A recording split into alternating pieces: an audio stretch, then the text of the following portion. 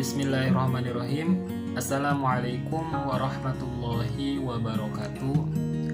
Perkenalkan, saya Sidik Hamka Ghazali dari jurusan Pendidikan Bahasa Arab C semester 3 ingin menjelaskan tentang terminologi bahasa dari mata kuliah pengantar pembelajaran bahasa asing.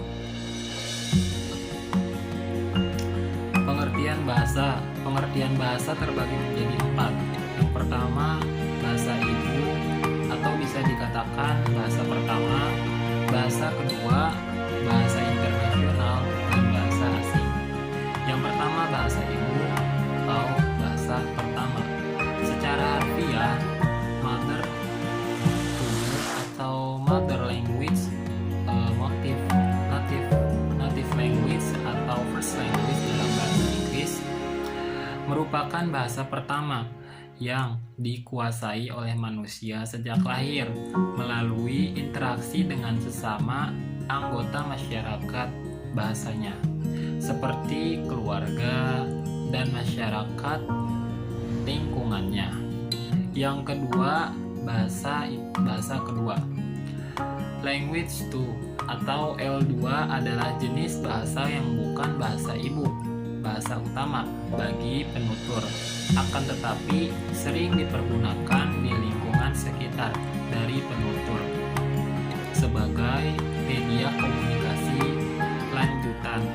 Bahasa kedua berbeda dengan bahasa asing, sebab bahasa asing merupakan bahasa tambahan yang dipelajari penutur, tetapi tidak diterapkan di wilayah penutur tersebut.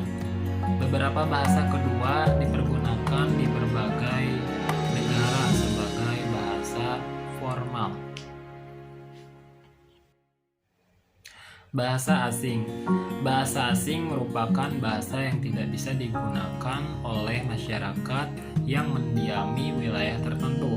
Misalnya, bahasa Indonesia dianggap sebagai bahasa asing Australia. Selanjutnya, bahasa nasional. Bahasa nasional atau bahasa kebangsaan adalah suatu bahasa yang memiliki sejenis hubungannya dengan fakta atau jujur dengan seseorang dan mungkin melalui perluasan wilayah yang mereka duduki. Sebutan ini digunakan bermacam.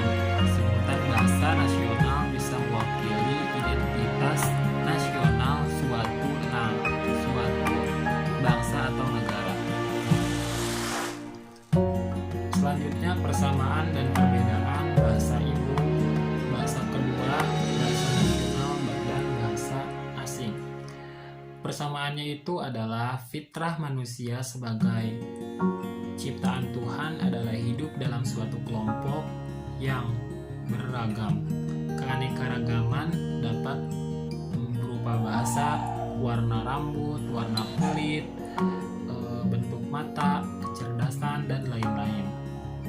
Keanekaragaman itulah yang menjadikan manusia dapat saling mengenal satu sama lain.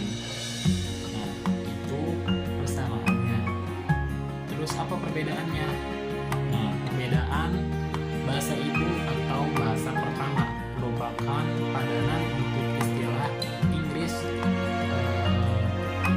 native language, yaitu suatu sistem linguistik yang pertama kali dipelajari secara alamiah dari ibu atau keluarga untuk anak. Selanjutnya, bahasa kedua, bahasa lain yang bukan bahasa ibunya yang dipelajari oleh anak, maka bahasa itulah yang disebut bahasa kedua. Bahasa asing. Bahasa asing merupakan bahasa yang tidak digunakan oleh orang yang tinggal di sebuah tempat yang tertentu. Misalnya, bahasa Indonesia dianggap sebagai bahasa yang asing di Australia. Selanjutnya, bahasa nasional. Sebuah sistem linguistik disebut bahasa nasional.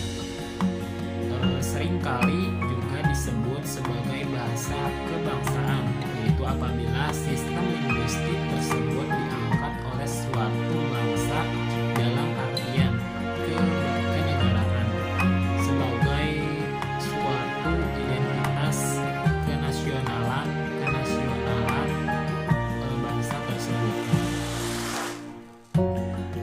Selanjutnya, posisi bahasa Arab bagi orang Indonesia di antara beberapa terminologi bahasa.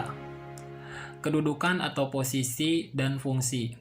Di Indonesia, bahasa Arab berkedudukan sebagai bahasa asing, sejajar dengan bahasa Inggris dan lain sebagainya. Dalam kedudukan sebagai bahasa asing, bahasa Arab di Indonesia berfungsi sebagai berikut. Alat penghubung antar bahasa sebagai alat penghubung antar bangsa. Bahasa Arab cukup berperan karena satu, sebagai bahasa resmi bagi kurang lebih 20 negara Arab yang terbesar di dua benua Asia dan Afrika. Yang kedua, dinyatakan sebagai bahasa resmi di lingkungan organisasi PBB sejak tahun 1973.